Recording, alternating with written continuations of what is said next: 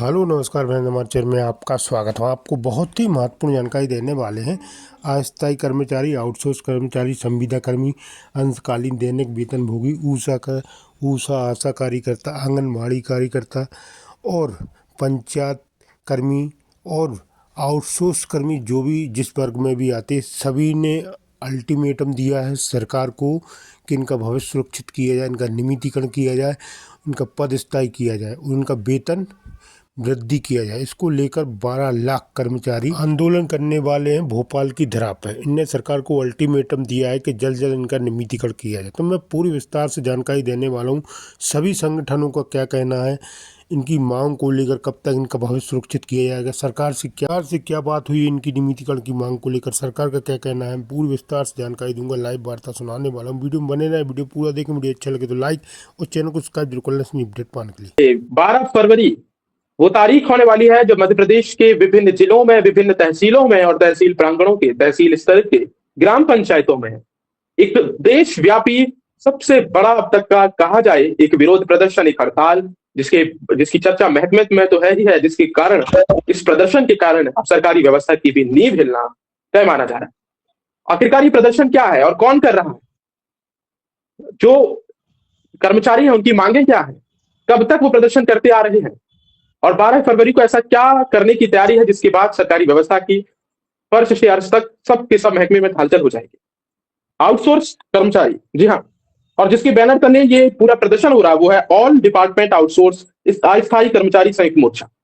12 फरवरी वो तारीख है जिसको लेकर के अब सियासी गलियारों में चर्चाएं हैं, और इन चर्चाओं के बीच हमारे साथ तमाम विभिन्न क्षेत्रों से, विभिन्न कार्यकारिणियों से, संगठनों से लोग और उनके पदाधिकारी शामिल हैं, जो 12 फरवरी को होने वाली इस देशव्यापी हड़ताल में क्या योजना है और क्या मांगे हैं, जिन पर चर्चा करेंगे। वासुदेव जी, मैं आपसे समझना चाहता हूं कि 12 फरवरी को क्या योजना है, पूरा एक इत्मीनान से बताइए हमको, समझाइए हमारे दर्शकों को जीरो से लेकर के कि आखिरकार अब तक क्या हुआ है, क्या मांगे हैं किस संगठन से, और सरकारी व्यवस्था की तरफ से क्या जवाब। आदर्श भाई नमस्कार, आवाज आ रही है? जी आ रही है। 12 फरवरी को ट्रेड यूनियनों के आह्वान पर, जिसमें केंद्रीय कर्मचारी संगठनों की जो फेडरेशन है और मजदूरों कर्मचारियों के बीच में काम करने वाली जो ट्रेड यूनियन है, उनके आह्वान पर राष्ट्रव्यापी हड़ताल होने जा रही है 12 फरवरी को। हमने इस हड़ताल का समर्थन इसलिए किया है कि पहली बार देश के अंदर व्यापक स्तर पर मजदूरों से, कर्मचारियों से जुड़े सवालों को उठाया जा रहा है। क्योंकि राजनीतिक पार्टियों की चेतना से ये कर्मचारी मजदूर वर्ग बाहर चला गया है, ऐसे में हम सब लोगों की ये जिम्मेदारी बनती है कि जब भी कोई ऐसा वातावरण बनाया जाता है देश के अंदर जिसमें मजदूर कर्मचारी के बारे में बात हो, उनके मुद्दों के बारे में चर्चा हो, हमें उस आयोजन का हिस्सा बनना चाहिए। और यही विचार विमर्श करके हमने इस हड़ताल का समर्थन किया है। मध्य प्रदेश में पहली बार सरकारी सेक्टर में काम करने वाला जो अस्थायी आउटसोर्स कर्मचारी है, वो प्रत्यक्ष और अप्रत्यक्ष रूप से इस हड़ताल के साथ जुड़ा है, और ये संख्या 10-12 लाख के करीब है। 10-12 लाख जो लोग इस हड़ताल के साथ जुड़े हैं, इसलिए इस हड़ताल का महत्व और इसका असर और इसका जनता के बीच में इसका संदेश बड़े व्यापक स्तर पर गया है, जो पहले कभी नहीं हुआ। क्योंकि ट्रेड यूनियनों की अपनी सीमाएं हैं, वो संगठित क्षेत्र के अंदर उनकी यूनियनें हैं, काम करते हैं, जैसे कोयले में है, बैंकों में है, बीमा में है, और कहीं कहीं और पब्लिक सेक्टर, भेल, स्टील प्लांट वगैरह वगैरह। इस सरकारी सेक्टर में ट्रेड यूनियनों का ज्यादा असर नहीं है, अकेले बीएमएस का असर है। हमारे साथ जो 10-12 लाख लोग इस हड़ताल के साथ जुड़े हैं, वो अभी तक बीएमएस के प्रभाव में थे, उनकी ही यूनियनें थी। तो मध्य प्रदेश में अभी ये हड़ताल एक चर्चा का विषय बनी है, और इससे उस ट्रेड यूनियनों के हड़ताल के आह्वान को एक ताकत भी मिली है। हम लोगों ने जो सपोर्ट किया वो इसलिए और किया कि मध्य प्रदेश एक ऐसा राज्य है जहां पूरा का पूरा सरकारी सेक्टर ठेके पे दे दिया गया है, कंपनियों के हवाले कर दिया गया है, और ज्यादातर जो है क्लास 3 और क्लास 4 की ज्यादातर नौकरियां अस्थायी आउटसोर्स हैं, जिनमें खुद सरकार का खुद का जो न्यूनतम वेतन है वो भी नहीं मिलता है। नंबर 1। नंबर 2, जो सामाजिक सुरक्षा के लिए जो कानून है उसका भी पालन नहीं किया जाता है। कुल कहने का तात्पर्य यह है कि मध्य प्रदेश में स्थिति बहुत अच्छी नहीं है। यहाँ हर कर्मचारी के साथ शोषण हो रहा है, और ये शोषण 2-4 साल का नहीं है, 15-20 साल का शोषण है। आप देखिए पंचायतों के जो कर्मचारी हैं हमारे, उनको के लिए तो सरकार के बजट में भी कोई वेतन के लिए कोई बजट नहीं। 3,000 2,500 सरपंच और सचिवों की मेहरबानी से दिए जाते हैं। स्कूलों और छात्रावास के लोग 5,000 दिए जाते हैं। कोटवार हैं जो जिनको मुख्यमंत्री अपना सिपाही कहते हैं, उनको भी 2,000 5,000 मिलते हैं। उनसे उनकी तो ड्रेस तक में बड़ा घोटाला हुआ है। ऐसी सड़ी सड़ाई ड्रेस पहली बार कोटवारों को दी गई। इसी तरीके से लोकल यूथ सर्वेयर हैं जिन्हें 1,000 रुपए मिलते हैं। मध्याह्न भोजन कार्यकर्ता है, उनको भी 4,000 मिलते हैं। आशा वर्कर है, और इस तरीके की जितनी भी नौकरियां इस 15-20 साल मिली, चाहे वो अतिथि शिक्षकों की नौकरी हो, जो भी नौकरियां 15-20 साल में मिली है, वो सारी की सारी नौकरियां असुरक्षित है और कम वेतन उनमें मिलता है। इसलिए हम लोगों ने 12 फरवरी को आप आंदोलन की तैयारी कर रहे हैं, इसमें किस सेक्टर के कर्मचारी सबसे ज्यादा शामिल हैं और ये कैसे व्यवस्था को प्रभावित करेगी और किस तरीके से सरकार को आगे आकर बातें मानने को आना ही पड़ेगा? कैसे, क्या योजनाएं हैं 12 फरवरी को लेकर? देखिए, हम लोगों के हमारे संगठन की तरफ से हमने स्पष्ट कहा है कि हमारा जो ग्रामीण क्षेत्रों में जो हमारे काम करते हैं पंचायतों में, वो लोग हड़ताल पर रहेंगे तो गांव की जो नल जल योजना है वो बुरी तरीके से प्रभावित रहेगी, बहुत बुरी तरीके से। और जो पंचायत भवन भी नहीं खुलेंगे। कई जगह हमारे स्कूल छात्रावास के अंशकालीन कर्मचारी हड़ताल में रहेंगे तो निश्चित रूप से वहां साफ सफाई, बच्चों के खाना भी प्रभावित होगा, ठीक है ना, कहीं प्रभावित होगा। और इसके अलावा आप जो इस हड़ताल का जो असर है वो जो ट्रेड यूनियन के प्रभाव वाले क्षेत्र है, जैसे कोयले में बहुत बड़े स्तर पर इसका असर पड़ने वाला है। बैंकें टोटल बंद रहने वाली हैं क्योंकि वो ऑर्गेनाइज यूनियन है, तो आउटसोर्स कर्मचारी है स्वास्थ्य विभाग के, मेडिकल कॉलेजों के, वो भी इस हड़ताल के अंदर शामिल होंगे और जिला मुख्यालयों पर अपने ज्ञापन देंगे। हम लोगों ने सर्कुलेट किया है अपने लोगों के जो बिंदु हैं 14 वो, और हमने सरकार से कहा है कि इन सवालों पर आप चर्चा करें। प्रमुख बिंदु क्या आपने रखे हैं सरकार के समक्ष? हमारा जो सरकारी सेक्टर में जो नौकरियों, वासुदेव जी आपका कनेक्शन आपका थोड़ा सा जी,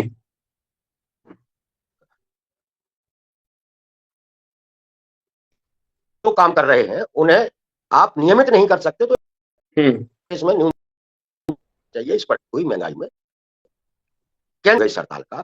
और चतुर्थ और तृतीय श्रेणी के जो पदों पर काम कर रहे हैं हमारे चाहिए, क्योंकि जो छोटे परिवारों के लोग हैं, आर्थिक संकट भी है, और स्तर पर जो ठेकाकरण हुआ है, निजीकरण, उस कम से कम सरकारी सेक्टर को, इस सरकार को ठेका, इससे भ्रष्टाचार भी सरकारी शिक्षा विभाग, स्वास्थ्य विभाग बड़े स्तर पर भ्रष्टाचार की चपेट में है। तो हमारा जो मुख्य मुद्दा यही है कि कम से कम ये नौकरियां हैं, चाहे वो निजी क्षेत्र की भी नौकरियां हैं या ठेके पे दी जाती है, ये नौकरियां अंग्रेजी हुकूमत से भी ज्यादा बदतर नौकरियां हैं। इसलिए जो भी कामगार को अपने यहाँ कर्मचारी को नौकरी पर रखता है, उस नौकरी को नियमित किया जाना चाहिए, सुरक्षित होना चाहिए वो नौकरी, और एक सम्मानजनक वेतन जो 26,000 हो सकता है वो मिलना चाहिए। ये हमारी इस हड़ताल का मेन वो है। और सरकार को, खास करके सरकार को जो है नौकरी या तो दे रही है तो सुरक्षित नौकरी देना चाहिए, नियमित नौकरी देना चाहिए और एक सम्मानजनक वेतन देना चाहिए। ये तो कोई तरीका ही नहीं होता कि आपने लोग, बेरोजगारी है, युवाओं को बुलाया और काम कराया और भगा दिया। आप कई लोगों को जगह स्वच्छाग्रही रखे गए, 6 महीने काम कराया, भगा दिया आपने जो है सर्वेयरों से काम करा रहे हैं, 1,000 रुपया देते हैं। तो ये क्या व्यवस्था बनाई है? अतिथि शिक्षक 15-20 साल से काम कर रहे हैं, तो आप अपने ही लोगों के साथ अगर अन्याय करेगी सरकार तो ठीक नहीं है। इसलिए ये जो हड़ताल हो रही है, इस हड़ताल के प्रति हमारे संगठन के इन्वॉल्वमेंट होने से इस हड़ताल का आम लोगों में भी व्यापक असर हुआ है और पड़ रहा है और चर्चा का विषय बना है। वासुदेव जी, मैं आपसे संक्षेप में समझना चाहता हूँ, ग्राम पंचायत स्तर की तैयारी तो आपने बताई, ग्रामीण अंचलों में जिला स्तर पर, राजधानी भोपाल में क्या तैयारी है? देखिए, राजधानी भोपाल में कल नीलम पार्क में एक बड़ा कैंप लगेगा। वहां पर जो ट्रेड यूनियनों के जो कार्यकर्ता हैं वो इकट्ठे होने वाले हैं। हम भी जाना, मैं चूंकि छिंदवाड़ा में रहूंगा नहीं, मैं भी वहां रहता, वहां नीलम पार्क में भेल के भी लोग रहेंगे, बैंकों के भी लोग रहेंगे, आरबीआई पे भी ये कैंप लगेगा। तो बहुत अलग अलग तरीके से भोपाल में जो है कार्यक्रम होंगे, क्योंकि इसमें कई यूनियनें भाग ले रही हैं।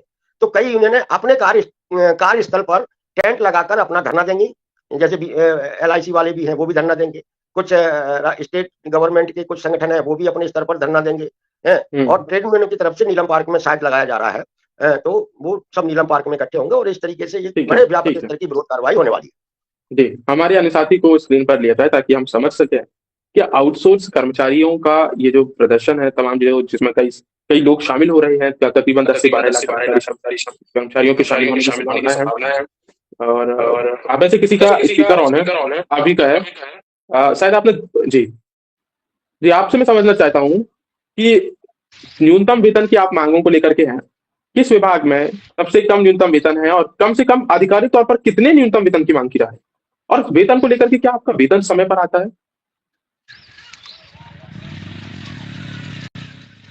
सर, मैं वीरेंद्र गोस्वामी, प्रदेश अध्यक्ष लोकल यूथ महासंघ मध्य प्रदेश। जी और सर, हम आपको सबसे पहले तो मैं दलपेटा परिवार का बहुत आभारी हूं कि आप लगातार जो है हम जैसे जो न्यूनतम चतुर्थ वर्ग के, तृतीय वर्ग के कर्मचारी हैं, उनकी आवाज हमेशा दलपेटा परिवार उठाता आ रहा है। साथ ही मैं ये अवगत कराना चाहूंगा सर सरकार को, आपके माध्यम से, चैनल के माध्यम से, कि हम जो लोकल यूथ राजस्व सर्वेयर हैं मध्य प्रदेश में, अबाउट हमारी संख्या 70 से 90 हजार है। और प्रत्येक पटवारी हल्का ग्राम में हम जो है तो गिरदावरी का ROR KYC, जिसे भूमस्वामी KYC कहते हैं, इसके अलावा भी अन्य सर्विसेज किसान को डायरेक्टली टू होम दे रहे हैं, डायरेक्टली टू खेत दे रहे हैं। अब हमारे साथ में सर बहुत सारी समस्याएं हैं, जिन समस्याओं का निराकरण जो है सरकार की साइड से बिल्कुल भी नहीं किया जा रहा है। सबसे मुख्य समस्या तो ये है कि हमें सिर्फ 8 रुपए खसरा देके काम कराया जा रहा है, ना तो हमारा कैडर निर्धारित किया जा रहा है, ना तो हमें मासिक मानदेय दिया जा रहा है। अब इन विसंगतियों के चलते चूंकि हमारे परिवार भरण पोषण नहीं हो पाता है, हम सरकार से लगातार 2 साल से ज्ञापन, आवेदन, धरना प्रदर्शन के माध्यम से अपनी मांगे रखते आ रहे हैं। कई बार ऐसा भी हुआ है कि नोट शीट चली है, परंतु वो नोट शीट कहां पर जाके खत्म हो जाती हैं बिल्कुल भी समझ में नहीं आता। हम लगातार जो है शासन से अपनी मांगों को रखते आ रहे हैं, परंतु शासन के साइड से ना तो आज तक हमारा कैडर निर्धारित किया गया और ना ही हमें मासिक मानदेय दिया जा रहा है। साथ ही तो हमारी आपका जिस मानदेय स्तर किस आधार सुरक्षा पर होनी मिलता है? चाहिए, फिजिकल सुरक्षा है। इसके अलावा जो है तो हम खेतों में जाते हैं, जंगली जानवरों से हमें लगातार खतरा बना रहता है। किसान जो है तो आए दिन जो है करंट झटका मशीन खेतों में लगा कर रखते हैं, उससे कहीं ना कहीं जो है तो कभी कभी हमारे 1-2 साथी तो कार्य करते करते शहीद भी हो गए। ना तो शासन के साइड से उन्हें वित्तीय सहायता दी गई, ना ही उन्हें रोजगार में किसी प्रकार से जो है तो सुरक्षा दी गई, ना ही आज तक मासिक मानदेय स्वीकृत किया गया। लगातार हमारा संगठन 2 वर्षों से, हम बिल्कुल गर्व के साथ कह सकते हैं सर, हमारा संगठन लगभग 8,500 ज्ञापन शासन को दे चुका है, जिसमें हम तहसीलदार महोदयों को, SDMs महोदयों को, कलेक्टर महोदयों को, विधायक महोदयों को, सांसद महोदयों को, यहाँ तक कि मुख्यमंत्री जी के रोड शोज में भी हम लोगों ने जो है तो सैकड़ों की संख्या में डायरेक्टली हैंड टू हैंड मुख्यमंत्री जी को ज्ञापन दिया है। सिवा आश्वासन के आज तक हमारे ठीक है, आपने संगठन नेता नगरी से लेकर के लोकल यूथ सर्वेयर को अफसरशाही, कोई भी रिस्पॉन्स नहीं मिला। आपने नेता नगरी से लेकर के अफसरशाही के गलियारों तक काफी ज्ञापन दिए। मुख्यमंत्रियों की बिल्कुल बात करूं तो शिवराज सिंह चौहान, कमलनाथ, शिवराज सिंह चौहान, मोहन यादव, क्या तमाम पार्टियों के मुख्यमंत्रियों के, विधायकों के, सांसदों के सामने आप अपनी बातें रख चुके हैं? बिल्कुल महोदय, हम बिल्कुल सर मैं बिल्कुल ये बात कंफर्म कह सकता हूं, क्योंकि हमने स्वयं जो है हमारे संबंध में हमने आदरणीय हमारे मध्य प्रदेश में पूर्व में रहे मुख्यमंत्री महोदय कमलनाथ जी ने स्वयं हमारे लिए जो है मुख्यमंत्री जी को अनुशंसा पत्र लिखा। माननीय दिग्विजय सिंह जी ने भी अनुशंसा पत्र लिखा। यहाँ तक कि भाजपा सरकार में माननीय विधायक महोदय जो आज हैं वर्तमान में, 35 से 40 विधायकों से भी अनुशंसा पत्र माननीय मुख्यमंत्री जी को लिखवा चुके हैं। और जब डायरेक्टली हमने माननीय मुख्यमंत्री जी को भी हैंड टू हैंड ज्ञापन दिए हुए हैं, तब भी कोई रिस्पॉन्स नहीं आ रहा। बिल्कुल सीधा स्पष्ट होता है कि मध्य प्रदेश सरकार युवाओं को उनके भविष्य पर बिल्कुल जो है तो कार्य नहीं कर रही है, बिल्कुल रिस्पॉन्स नहीं दे रही है।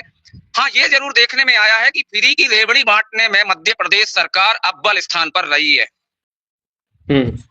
कर्ज का घी पीकर अव्वल तो है ही।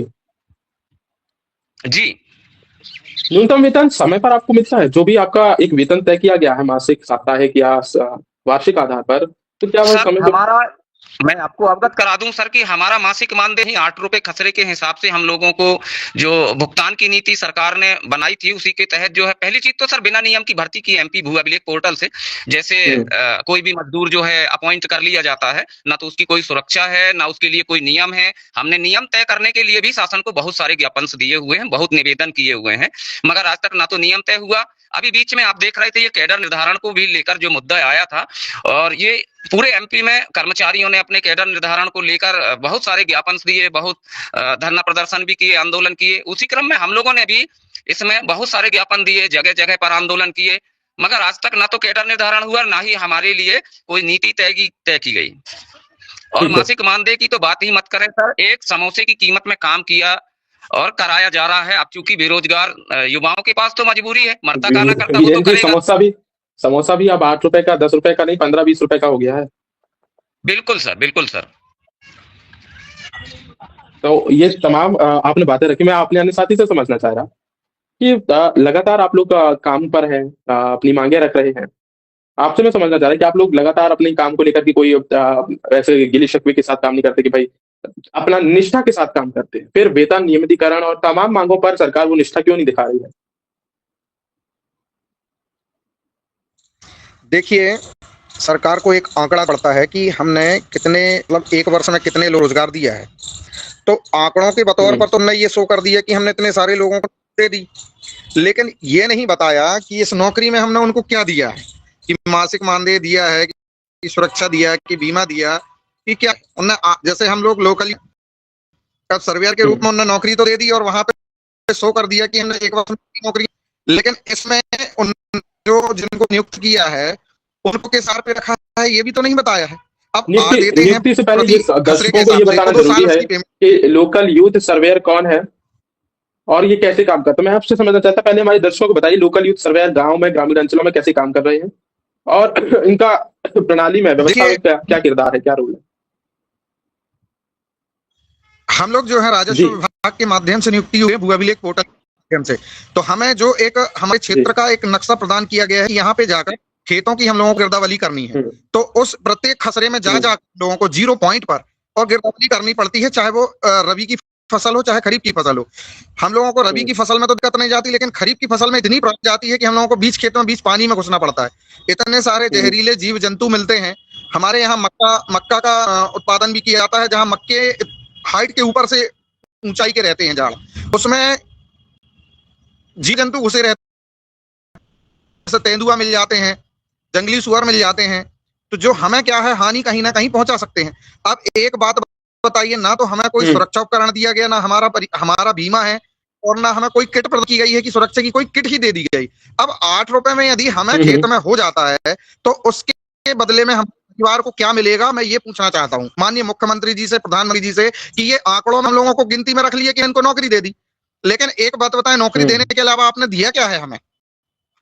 ये भी हमको पूछना है कि भाई हमें नौकरी के साथ मिला क्या है और क्या मिलने वाला है। बिल्कुल। आज हम लोग दर दर भटक रहे हैं, हम लोग विधायक के पास जा रहे हैं, ज्ञापन दे रहे हैं, कलेक्टर महोदय को रहे हैं, लेकिन ना शासन को भाए हैं ना प्रशासन को भाए हैं। कल के दिन हमें कुछ हो जाता है तो परिवार को भोगना पड़ेगा। तो ये सारी समस्याएं हम लोग जूझ रहे हैं। ये खतरनाक नौकरियों से में से एक नौकरी है जो हम कर रहे हैं, वो भी 8 रुपए में। अब आप सोच सकते हैं कि 8 रुपए की वैल्यू क्या है। ठीक है, तो ये तो बातें आपने रखी हैं। मैं हमारे अन्य साथी जो लगातार जुड़े हुए उनसे भी समझूंगा कि आखिरकार ये वेतन को लेकर के